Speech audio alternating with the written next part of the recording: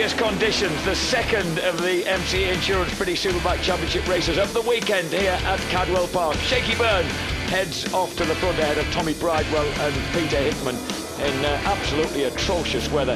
Hickman very quickly galvanises himself into action and flicks his way past Tommy Bridewell, and then astonishingly, with a great move coming out of Chris Kerr, he attacks the championship leader Shaky Byrne, takes the lead on the way downhill through the gooseneck.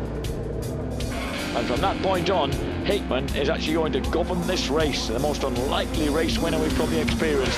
A man who didn't even have a ride at the beginning of the season. But Josh Brooks, having slid off on the warm-up lap, unfortunately gets black flagged and has to drop out of the race. Yuichi Kianari begins to light up the BMW, the build-based BMW, and slips past Tommy Bridewell and looks like he's going to pressure Shaky Byrne into lift. Heavy, nasty fall.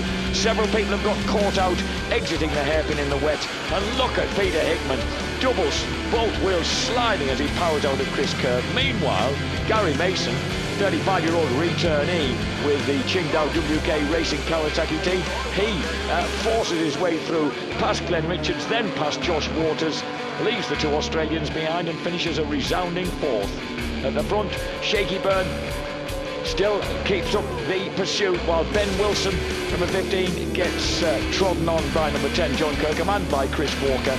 But at the front, it's going to be a moment of history for Peter Hickman. The 27-year-old local boy, never even had a ride for the first 3 rounds of the season, takes victory for the RAF Reserves Honda team ahead of Shaky Byrne and Tommy Bridewell. And there's Frankie Carchady, Leon Camia's former crew chief, to congratulate the team on the pit wall.